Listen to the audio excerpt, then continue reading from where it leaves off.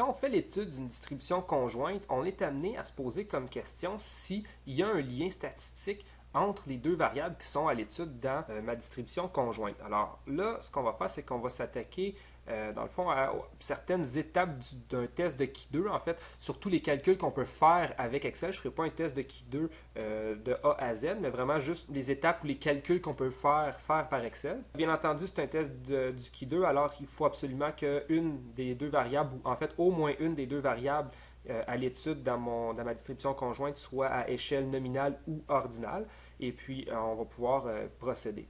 Dans l'exemple que je vais présenter, j'ai décidé de mettre en relation le nombre de cours et le niveau de satisfaction vis-à-vis de la réussite scolaire de 1488 étudiants d'un certain cégep à la session hiver 2010. Ici, je vais créer, en fait, j'ai déjà créé un tableau de contingence, dans le fond des fréquences observées. Alors, j'ai mes unités statistiques, qui sont les étudiants, qui sont répartis en fonction du nombre de cours et du niveau de satisfaction. Alors là, ici, on pourrait se demander si une des deux variables est dépendante et indépendante. Alors, il est raisonnable de croire que le nombre de cours pourrait être une variable indépendante dans cette situation-ci et le niveau de satisfaction une variable dépendante. Alors là, ce qui reste à déterminer, c'est est-ce que le nombre de cours influence réellement le niveau de satisfaction? Peut-être que oui, peut-être que non. On va le déterminer à l'aide d'un test statistique. Alors, j'ai ici mon tableau de contingence, donc c'est mes fréquences observées. Pour faire un test du Qui2, j'ai besoin des fréquences espérées. Alors, je vais copier ce tableau-ci. Et dans le fond, je vais venir juste le coller en bas parce que, bon, le tableau des fréquences espérées, grosso modo, il a la même forme que le tableau des fréquences observées. C'est juste les valeurs qui ne sont pas pareilles à l'intérieur, mais pour la mise en forme, c'est exactement la même. Alors, je vais venir copier. Voilà, je vais peut-être juste venir ici modifier un petit peu le titre pour indiquer qu'il s'agit de fréquences espérées.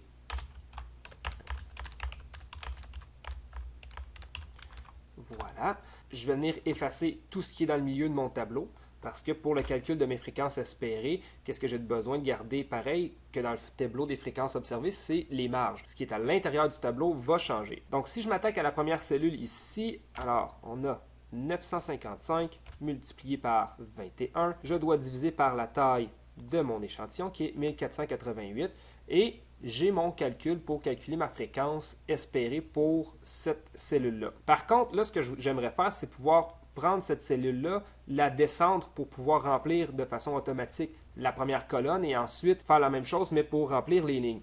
Pour ça, je dois fixer certaines valeurs ici parce qu'il y en a qui doivent rester constantes dans une ligne et dans une colonne. Par exemple, ici, pour ce calcul-ci, j'ai fait 955 fois 21 divisé par 1488. Alors, première chose, le 1488, là, le dénominateur, peu importe dans quelle cellule je vais me retrouver, eh bien, c'est toujours le même. Alors, je vais venir le fixer de façon absolue en appuyant sur F4. Je vais venir mettre ici là, des signes de dollars avant et après la lettre là, qui correspond à la colonne. Et dans le fond, ça vient fixer le 1488 pour toutes les lignes et les colonnes auxquelles je vais appliquer le calcul. Si je viens dans cette colonne-ci, dans la première colonne, très satisfait, alors, par exemple, ici, à 2 est très satisfait, le calcul que je vais effectuer, c'est 955 fois 70 divisé par 1488. Donc ici, si je compare avec le premier, au numérateur, le 955 est exactement le même. Celui qui va changer, c'est le 70. Alors pour toute la première colonne, je veux venir fixer le 955 et ça, je vais le faire en mettant un signe de dollar entre la lettre et le nombre qui fait référence à la cellule. Alors là, ce qui va se passer, c'est que le 955 va être fixé pour la colonne. Même chose si je procède sur la ligne. Alors, par exemple, si je viens ici à satisfait et 1, eh bien le 21 va être dans mon calcul et je vais remplacer le 955 par le 382. Donc là, ce que je veux fixer, c'est le total qui est au bout de ma ligne. Alors, je vais venir plutôt mettre un signe de dollar ici. Voilà. Et là, si on effectue les calculs, on devrait obtenir ce que l'on cherche. Voilà. Et là, bon, bien entendu, là, le seul petit désavantage, c'est que comme j'avais mis de la couleur de fond pour une ligne sur deux, et bien là, ça a dans le fond transposé cette couleur-là. Donc, je vais juste venir ici mettre ça en blanc et je retrouve mon tableau. Là, je peux peut-être enlever quelques décimales là, parce qu'il y a beaucoup trop de décimales. Ce n'est pas nécessaire d'en avoir autant que ça. Disons, 3 décimales, c'est amplement suffisant. Alors là, j'ai mon tableau des fréquences espérées qui est construit. Et là, c'est important, il faut toujours se poser la question avant de continuer, est-ce que mes deux conditions sont respectées pour que je puisse appliquer un test d'Iki2, c'est-à-dire est-ce que la taille de mon échantillon est plus grande que 30. Ça, c'est parfait. Et est-ce que toutes mes fréquences espérées sont plus grandes ou égales à 5? Alors, si on regarde, il y en a quelques-unes ici qui sont plus petites que 5. Alors, je ne peux pas utiliser ce tableau-là pour faire mon calcul ou mon test de Key2 parce que je ne respecte pas les conditions. Alors, ce que je peux faire, c'est modifier ici peut-être ou regrouper des modalités pour ma variable ici, le nombre de cours, qui est ma variable indépendante, afin de s'assurer d'avoir vraiment des fréquences espérées qui sont plus grandes ou égales à 5. Bon, comment je pourrais procéder? Je vais regrouper de 1 à 3 cours ensemble et de 4 à 9 cours ensemble parce que en bas de 4 cours, on est considéré à temps partiel, donc des études à temps partiel, et 4 cours et plus, on est considéré à temps plein. Donc, au lieu de regarder le nombre de cours, je vais plutôt regarder le statut, c'est-à-dire est-ce que je suis à temps plein ou à temps partiel, et je vais faire mon test d'hypothèse sur, dans le fond, le statut plutôt que le nombre de cours. Donc, je dois recommencer et je vais venir, en fait, je dois même recommencer mon tableau des fréquences observées. Alors, je vais venir copier mes fréquences observées ici. Je vais venir me mettre au bout ici, là. Alors, voilà, je vais venir coller mon tableau. Et là, j'ai besoin, bon, ici, je ne vais pas marquer nombre de cours, mais je vais plutôt marquer statut. Donc, voilà, statut. Ici, je vais marquer temps partiel. Ici, je vais venir écrire temps plein. Voilà. Bon, je vais peut-être juste ici arranger là, la largeur de mes colonnes. On peut bien voir tout ce qui est écrit. Là, bien entendu, tous les nombres qui sont dans mon tableau ne sont pas corrects. Je vais venir les effacer. Alors ça, c'est plus bon. Ça non plus.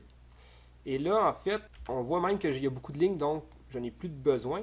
Alors, je vais venir les supprimer. Voilà. Alors, temps partiel, temps plein et mon total. Donc maintenant, mon temps partiel, comment je vais le calculer? Je vais venir ici, égal. Donc dans le fond, temps partiel est très satisfait. C'est mes très satisfaits qui ont 1, 2 ou 3 cours. Alors je vais plutôt marquer ici la somme. Je croyais l'avoir indiqué, je ne l'avais pas indiqué. Donc la somme donc, de ces 3 cellules-là. Voilà. Et pour très satisfait et temps plein, eh bien, même chose, ça va être la somme, mais maintenant de 4 cours ou plus. Alors, là, je n'avais pas cliqué sur somme, j'avais juste écrit ici somme de 4 cours ou plus. Voilà. Et là, je peux venir glisser ça, comme ça, voilà. Et là, j'ai mes calculs.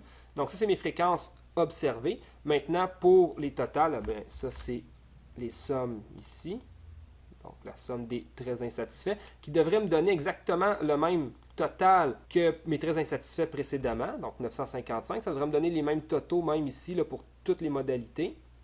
Voilà, ce qui donne la même chose. Et là, bon, bien entendu, maintenant, sur les lignes, ça ne donnera pas la même chose parce que j'ai regroupé. Donc, sur la première ligne, ça devrait me donner le total. Ici, 21 plus 70 plus 192. Alors, voyons voir. Somme de la ligne ici.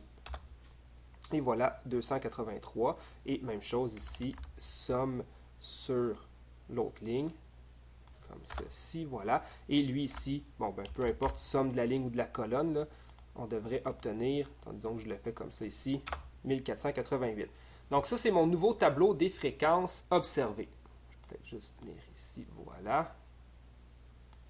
Comme ça ici. Alors ça, c'est mon tableau des fréquences observées. Je vais le copier et je vais venir le coller à côté pour avoir un tableau des fréquences espérées que je vais construire à partir de celui-ci. Donc, je vais venir le coller à côté ici, CTRL-V. Bon, là, les valeurs ne sont pas bonnes, c'est pas grave. Dans le fond, ce que je vais faire, c'est que je vais les effacer, je vais venir les copier. Alors, j'ai besoin de ces valeurs-là, CTRL-copier. Ici, je vais venir coller des valeurs. Voilà. Et même chose ici, copier et coller des valeurs. Parfait. Alors, je vais peut-être juste venir ici, encore une fois, un peu de mise en page. Parfait. Peut-être l'agrandir un peu ici. Et changer mon titre pour des fréquences espérées. Donc, les calculs, même chose que tantôt. Donc, c'est exactement le même principe. Donc, je ne m'éterniserai pas. On va peut-être juste ici, encore une fois, sur F4, ici, B8, on va venir mettre le signe de dollar ici, et AI6, on va venir mettre le signe de dollar ici. Voilà. Comme ceci, et comme cela. Peut-être ici mettre ça en blanc, et peut-être seulement 3 décimales, ça serait suffisant. Plutôt comme ceci.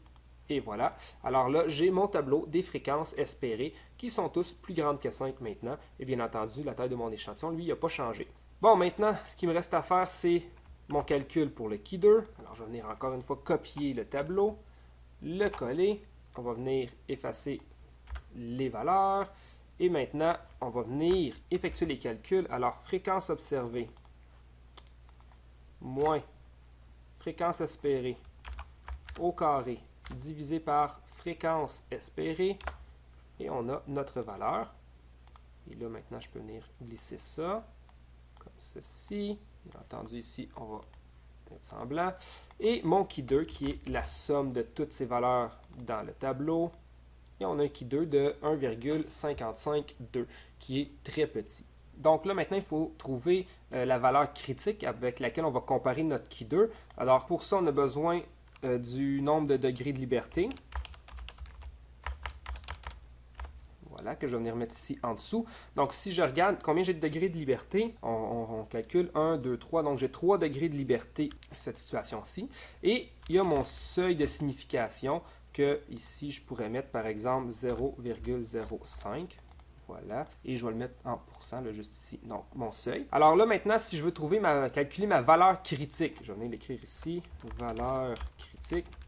Alors, comment qu'on procède? Égal Key 2 inverse. On a besoin de la probabilité.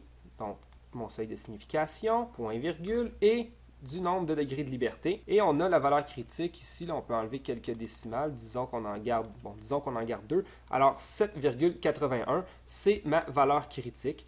Donc là, comme mon Key 2 est plus petit que la valeur critique, je ne pourrais pas là, rejeter l'hypothèse d'indépendance. Si je change mon seuil, je pourrais changer le seuil. Au lieu de mettre 5%, disons que je mettrais 10%. Donc la valeur critique devrait diminuer. Ah, on voit 6,25. Donc même à un seuil de 10%, on voit que mon Key 2 est tellement petit là, que ça va être difficile de conclure qu'il y a un lien. Donc je peux changer mon seuil. Par exemple, si je mettais 1% à la place, on a une valeur critique de 11,34. Alors, bon, disons que je le laisse à 3 degrés de liberté, un seuil de 5. On a la valeur critique de 7,81. Bon, finalement, là, c'est sûr que dans cette situation-ci, je ne serais pas obligé de le faire, mais quand même calculer la force du lien statistique. Comme il n'y a pas de lien ici parce que mon Key 2 est plus petit que ma valeur critique, le lien statistique est inexistant. Mais je vais quand même faire le calcul pour que vous puissiez voir en fait un peu comment faire. Alors, on a un coefficient de contingence que l'on peut calculer. Et il y a aussi le coefficient de contingence de Cramer. Alors ici, CTRL V, coefficient de contingence de Cramer.